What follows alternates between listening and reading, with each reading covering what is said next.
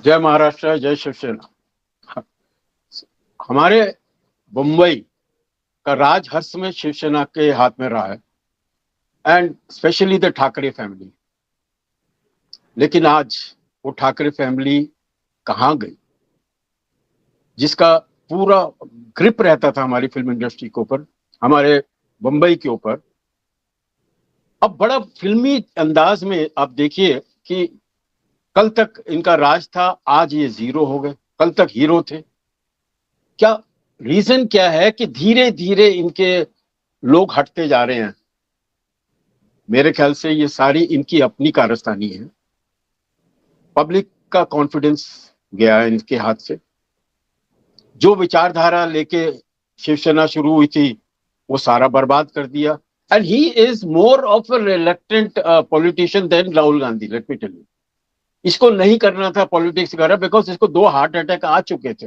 ये तो बड़ा खुश था, कहता यार मैं शाम को बैठता था, 2 पैक पीता था और टीवी देखता था कि मेरे को कहां से इन्होंने चीफ मिनिस्टर बनाने के सोच लिया मेरे को।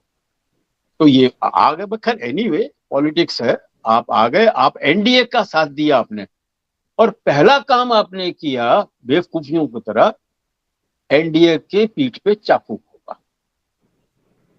आप इमेजिन करिए कि दोनों की गवर्नमेंट साथ में है, और जो आपका साइड में आपका डिप्टी चीफ मिनिस्टर है वो आपको बार बार फोन कर रहा है और आप उसका फोन नहीं उठा रहे, क्योंकि कांग्रेस के साथ आपकी कुछ सेटलमेंट हो गई है regarding making his son the chief minister.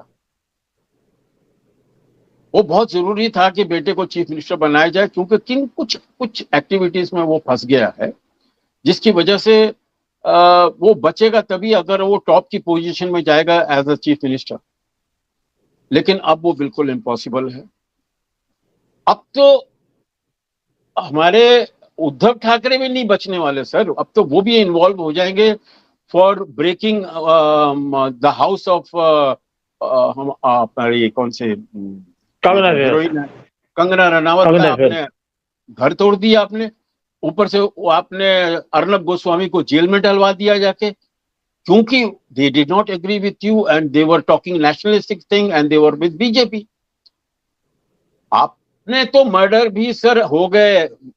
अब ये मैं ही नहीं कह रहा हूं कि भाई उन्होंने करवाए, लेकिन ऐसे लोग जिनको पुलिस कमिश्नर के ऑफिस ले आया गया, उसके पता लगा 12 घंटे के बाद उसकी लाश मिल जाती।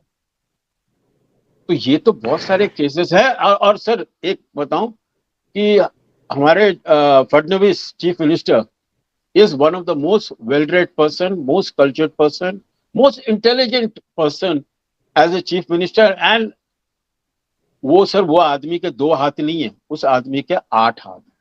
He is a octopus। वो आदमी ऐसा आपको पकड़ेगा और ऐसा फेंकेगा, कुछ पता नहीं लगने वाला।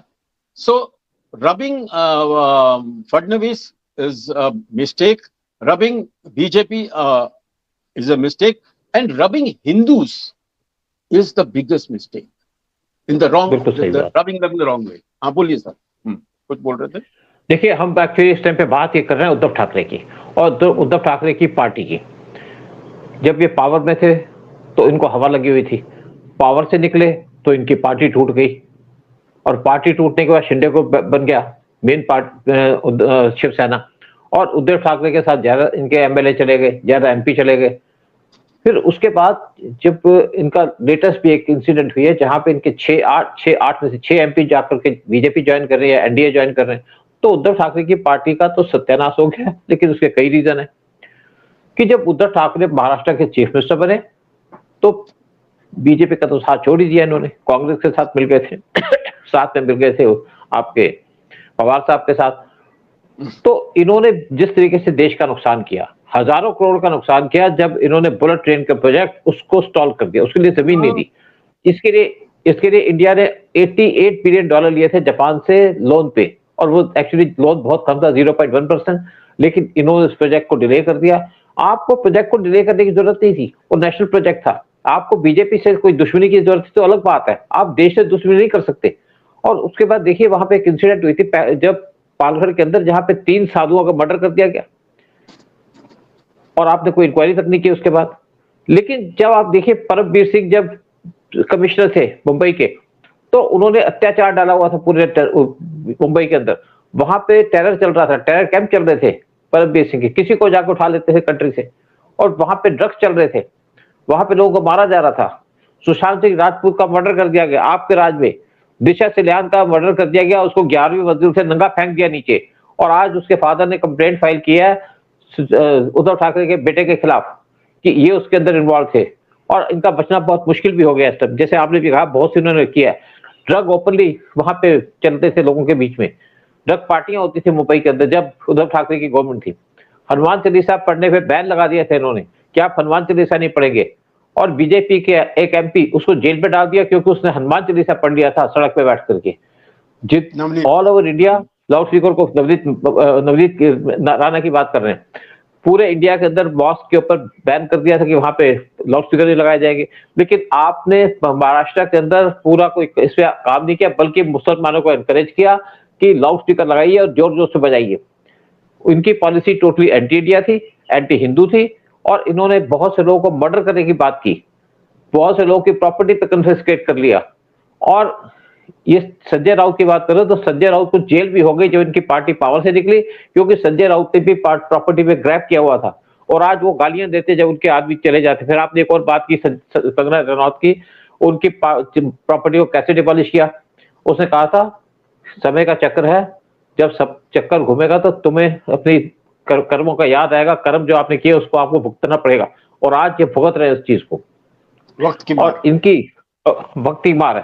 देखिए दूसरी बात यह है कि इनकी पार्टी टूट गई, क्योंकि इनके जो एमपी थे या एमएलए थे इनसे अलग हो गए, इनकी पॉलिसी की वजह से। आपकी पार्टी बनी थी सुरक्षा के लिए, हिंदुओं के लिए, हिंदुओं के खिलाफ नहीं बनी थी, आप मुसलमान को प्रमोट करने लग गए।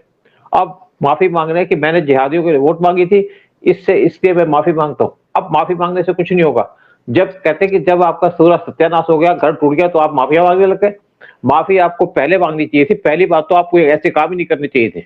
और दूसरी बात है कि इनके पहले एमपी बहुत से टूट गए थे, अब इनके पास 8 एमपी थे इनके पार्टी के अंदर, जिसमें से 6 एमपी जाकर के एनडीए ज्वाइन कर ली या शिंदे का ग्रुप ज्वाइन कर लिया, और इनकी पार्टी के और भी एमपी यहाँ से निकलेंगे, 2 रह गए, वो भी छोड़ जाएंगे। क्योंकि एक और बात हम कहना चाहेंगे यहाँ पे कि बीजेपी इस टाइम पे पूरी कोशिश कर रही है कि लोकसभा और राज्यसभा के अंदर उनको 2/3 मेजोरिटी मिले, क्योंकि बीजेपी ने बहुत से बिल पास कर दिए थे, और जो आज अपोजिशन पार्टी है जो बैठी है इस टाइम पे पार्लियामेंट के अंदर, उनका एजेंडा है देश को नुकसान पहुंचाना, देश के खिलाफ काम करना। चाहे राहुल गांधी की बात कर लो, चाहे समाजवादी की बात कर लो, चाहे टीएमसी, वो भी इसीलिए टूट गई। और आपकी पार्टी का जो एजेंडा था उसको तो आप भूल ही गए कि हम हिंदुओं की रक्षा के लिए आए या हिंदुओं के साथ आए। आपको मुसलमान ने साथ दिया नहीं, मुसलमान आपको साथ देंगे, धोखा देंगे। मुसलमानों की जो उनकी जो हैसियत है वो है धोखा देने की, इसी पे बिलीव करते हैं, पीठ में छुरा घूमते हैं। आपको कहेंगे आपके साथ है, पीछे से आपको छुरा घूम देंगे। आपने अपना पॉलिटिकल कैरियर खत्म कर दिया। चलो कोई बात नहीं, शिवसेना खत्म कर दी, पॉलिटिकल कैरियर खत्म कर दिया, वो आपकी गलती है जिसको आपको भुगतना पड़ेगा। लेकिन अब क्या है कि बीजेपी को चाहिए वहां पे, क्योंकि बीजेपी को कुछ बिल पास करने पार्लियामेंट के अंदर। एक है 33% वुमेन रिजर्वेशन जो वो लाना चाहते थे, और दूसरा जो बिल पास करना चाहते हैं कि 1 नेशन 1 इलेक्शन, ये दोनों बिल आ जाएंगे तो बीजेपी अपना काम कर पाएगी। क्योंकि जो इलेक्शन होते हैं बार बार, उससे बहुत नुकसान भी होता है, बहुत खर्चा भी होता है, और बहुत हमारा चीजों पे टाइम भी लगता है। हाँ सूद साहब, जिस दिन 1 कंट्री 1 इलेक्शन हो जाएगा, अगले 50-100 साल तक आप मोदी को नहीं हिला सकते, या मोदी की पार्टी को नहीं हिला सकते। मैं बता रहा हूं, I mean, that will be the strongest and the most smartest move of BJP. उदय, एक आपको आपकी मैं बात से मानता भी हूँ, उसको एग्री भी करता हूँ, नहीं एग्री भी करता। मेन क्या है कि बाकी पार्टियों क्या उनका एजेंडा है, नेशन तो एजेंडा है नहीं उनका। उनका एजेंडा है कहीं पे गंद फैलाना, कहीं पे देशद्रोह का काम करना, एंटी नेशनल आलिमों को सपोर्ट करना। अगर आप नेशनल एजेंडे पे चलोगे तो आप भी जीत सकते हो, लेकिन इनका नेशनल एजेंडा जा चुका है कूड़े के ढेर में। तो अब देखिए दूसरी तरफ बीजेपी ने, जैसे टीएमसी की पार्टी है, उनके 29 एमपी थे लोकसभा के अंदर, जिसमें से 20 छोड़ करके जा चुके हैं, अलग पार्टी बना चुके हैं। वो 20 आदमी ज्वाइन करेंगे बीजेपी, और इनका जो बीजेपी का नंबर है वो इंक्रीज हो जाएगा टू 300 से ऊपर हो जाएगा। फिर साथ में बीजेपी कोशिश कर रही है कि डीएमके के जो 22 एमपी है वो इनको सपोर्ट करें पार्लियामेंट के अंदर, क्योंकि डीएमके जब से तमिलनाडु के अंदर हारा है उसने अपने कांग्रेस के साथ रिलेशन को पूरा कर दिया कि हमारा कोई रिलेशन नहीं कांग्रेस के साथ। तो बीजेपी यही कोशिश कर रही है कि उसको 2/3 मेजोरिटी मिल जाए पार्लियामेंट के अंदर। अब अगर 22 एमपी डीएमके के सपोर्ट करते हैं, 20 तो उनके टीएमसी के सपोर्ट करेंगे, तो 543 में से उनकी स्ट्रेंथ हो जाएगी 362। और इसके साथ साथ राज्यसभा के अंदर भी उनकी पूरी कोशिश है कि उनके पास और ज्यादा एमपी आ जाए ताकि पार्लियामेंट के अंदर बिल पास करा पाए। और उद्धव ठाकरे के जैसे आदमियों का जो है, एक्चुअली इनका जो मेन रीजन है डिफीट होने का, कि इन्होंने अपनी पॉलिसीज टोटली इग्नोर कर दी। जिस रास्ते पे आपने जाना था उसके खिलाफ चले गए। देखिए, हमने पाकिस्तान को क्या नहीं दिया, हमने पाकिस्तान को लैंड दे दी। पाकिस्तान को आज की रेट में अगर लगाओ तो हमने 80 करोड़ दिए थे, जो आज के हिसाब से $8 बिलियन है। गांधी जी उनको दिलवा दिए। फिर पाकिस्तान के साथ ट्रीटी साइन कर दी कि हम पाकिस्तान को पानी देंगे, 80% पानी पाकिस्तान को दे दिया। क्या पाकिस्तान बाज आया? बांग्लादेश की लिबरेशन के अंदर हमारे कितने लोगों का मर्डर किया गया, कितने लोग मरे, हमारे कितने सोल्जर मरे, कितना पैसा खर्च किया, आज वही हमारे खिलाफ चल रहा है। क्योंकि मुस्लिम का यही एजेंडा है। मुस्लिम आपके सगे हो ही नहीं सकते। 57 कंट्री है वर्ल्ड के अंदर मुस्लिम कंट्री, आप सर, किसी पर भरोसा नहीं कर सकते। हाँ। सूद साहब, मैं आपको यहाँ इंटरप्ट करूंगा। मैं तो महाराष्ट्र का हूँ, मैं तो बंबई का हूँ, और आई पर्सनली न्यू बाला साहब। आई न्यू हिम बिकॉज उनकी एक कार्टून की मैगजीन आती थी, तो उसके अंदर 2 पेज में करता था, तो मेरा उनका काफी इंटरेक्शन था यहाँ पे। सर, यहाँ की पॉलिटिक्स जो जानता है महाराष्ट्र की, उसको ये पता है कि शरद पवार के बगैर यहाँ पत्ता नहीं हिलता। हालांकि वो जोर नहीं है जो पहले था, सब खत्म हो चुका है। लेकिन आज सबको पता है महाराष्ट्र के अंदर कि अगर शिवसेना को बर्बाद किया है तो वो शरद पवार ने किया है, और अगर राज ठाकरे की पार्टी को बर्बाद किया है तो वो उद्धव ठाकरे ने किया। क्योंकि इसका नाम बुरा जो था, अच्छा वाला थोड़ा बहुत नाम था राज ठाकरे का, जो काफी बिगड़ गया। क्योंकि सीनियर आदमी किसी को भी तुम मराठी नहीं बोलते, मारे जा रहे हैं, नॉर्थ के लोगों को मारे जा रहे हैं। अरे कॉस्मोपॉलिटन सिटी है यार। अरे मेरे जैसा आदमी जिसने मराठी फिल्म बनाई है, जिसने मराठी सीरियल बनाए हैं, और मैं अगर मराठी नहीं बोलता तो मुझे आके मारोगे क्या? अरे हम मराठी में नहीं बातें करते, जाके हम लोग नहीं करते। हमारी आम भाषा है Hindi, English, and we respect Maharashtrian and we call ourselves Maharashtrian. But आपका किसने आपको अधिकार दिया है कि आपके use physical violence against women, men against senior citizen? तो इसकी वजह से ये पार्टी की इमेज सारी खराब हो गई। Now cutting back to Sharad Pawar ji. देखिए, शरद पवार जी की एक असाइनमेंट मिली हुई है उनको कि भाई इनका नामो निशान हटा दो। लेकिन नामो निशान तो नहीं हटाया, तो शिवसेना की पार्टी भी निकल गई, तो वो शिंदे ने अभी दूसरी पार्टी बना ली, वो पूरा ग्रुप अभी और पावरफुल हो गया जाके। बट उद्धव ठाकरे का जो क्या कहते हैं ना, मिट्टी मलियत जो की है उसके आके, that is because of the games played by Sharad Pawar. खैर, अपनी करनी थी।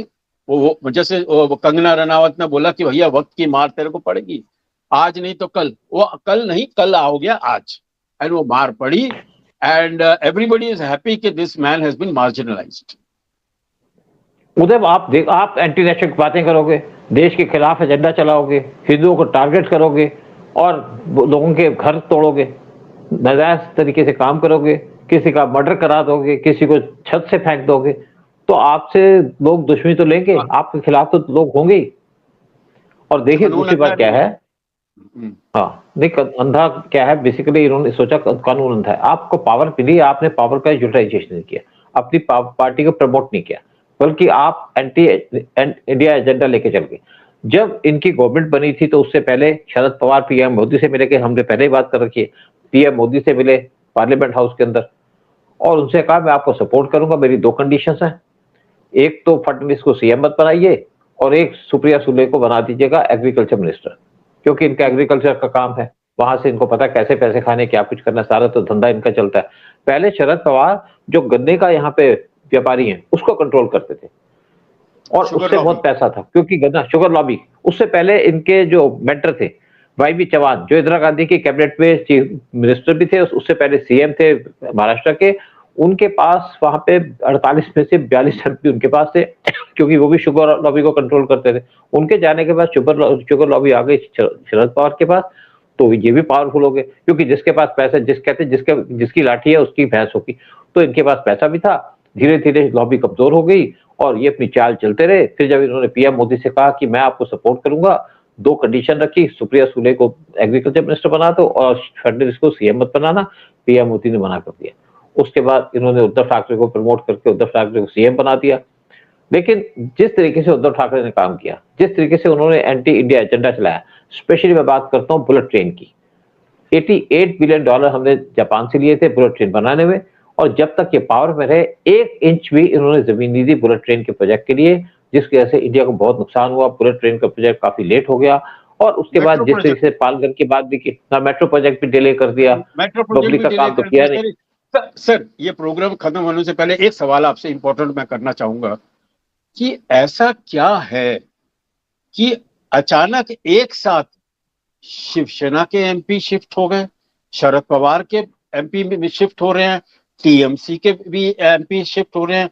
ये क्या कारण क्या है कि ये टाइमिंग कैसी अजीब है कि भाई ठीक है शिफ्ट होना मैं समझता हूँ आगे पीछे होता है, लेकिन मैं सब देख रहा हूँ 1 महीने के अंदर सबके सब शिफ्ट हो रहे हैं। ऐसा क्या? देखिए, इसका कुछ लिंक माना जाता है। इसका लिंक है पीएम मोदी ने कुछ दिन पहले अनाउंस किया था, पिछले महीने कहा था कि आप गोल्ड मत खरीदिएगा, क्योंकि हम हर एक साल जो गोल्ड खरीदते हैं वो खरीदते हैं $72 बिलियन का, हमारी फॉरेन एक्सचेंज लगती है। और आप देखिए जो हमने इस टाइम पे प्रोजेक्ट साइन किया फ्रांस के साथ रफाल खरीदने का, उसकी कॉस्ट है $36 बिलियन की, यानी कि हर एक साल हम $3 बिलियन देंगे फ्रांस को, वो 10 साल से ज्यादा टाइम लगेगा। लेकिन यहाँ पे हर एक साल हम दे रहे हैं कितना पैसा, $72 बिलियन, हर एक महीने $6 बिलियन दे रहे हैं, क्योंकि इस टाइम पे तेल भी महंगा हो गया है। तो गोल्ड की वजह से कहा जाता है कि जो आपकी कमर्शियल मार्केट है वो तो मुंबई के अंदर है, तो मुंबई के अंदर ज्वेलर्स का इस टाइम पे काम ठप है। और ये कहा जाता है कि वहां पे जो गोल्ड का रेट फिक्स करते थे, ज्वेलर्स फिक्स करते थे एमपीस की मदद से, एमपीस को के साथ मिलकर के, तो ये काम तो खत्म हो गया। और ये खत्म होने से जो शिवसेना के एमपी है उनकी इनकम भी खत्म हो गई, क्योंकि वो पैसे भी देते थे, नेचुरल बात है। तो उसलिए वो इस टाइम पे शिफ्ट कर रहे हैं बीजेपी की तरफ, ताकि उनकी इनकम भी बने रहे, पावर के क्लोज रहे, क्योंकि हर एक पॉलिटिशियन चाहता है पावर के क्लोज रहे। और एक ये रीजन कहा जाता है मेनली जो यहाँ पे, ये ताकि ये लोग तो इसी ये रीजन कहा जाता है कि एमपी इस टाइम पे बाकी पार्टी को छोड़ के बीजेपी के साथ रहेंगे, और अगर सेंटर के साथ रहेंगे तो उनको पावर भी मिलेगी, फ्यूचर के अंदर पैसा मिलेगा। हर एक आदमी पैसा कमाना चाहता है, हर एक आदमी चाहता है पावर के साथ हो। तो ये कुछ रीजन कहे जाते हैं कि ये रीजन है कि ये इस टाइम पे छोड़ के जा रहे हैं उद्धव ठाकरे को, क्योंकि ना तो उद्धव ठाकरे की कोई पॉलिसी है, ना उनका कोई प्रोग्राम है। इसलिए शरद पवार के लोग भी शिफ्ट हो रहे हैं उसकी तरफ से, और इसीलिए जो बाकी पार्टी के एमपी, स्पेशली टीएमसी के एमपी के, तो बहुत से रीजन है, क्योंकि वो ममता बनर्जी जिस तरीके से वहां पे एंटी इंडिया एजेंडा चलाया था, क्योंकि उनका एजेंडा था ही नहीं।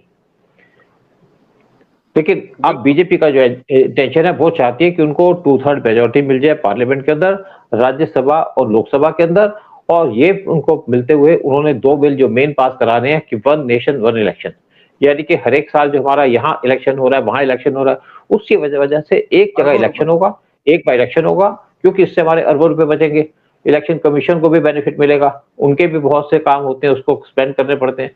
तो इससे देश की जो हमारा स्ट्रक्चर है, क्या हमारी डेमोक्रेसी, उसको स्ट्रेंथ मिलेगी। और जो नेशनलिस्ट बात करेगा वो जीत जाएगा, जो एंटी नेशनल होगा हार जाएगा। क्योंकि जो नेशनल इलेक्शंस होते हैं उनके अंदर जो इश्यूज होते हैं वो होते हैं नेशनल के, और स्टेट के इलेक्शंस के अंदर लोकल इश्यूज को डिस्कस किया जाता है।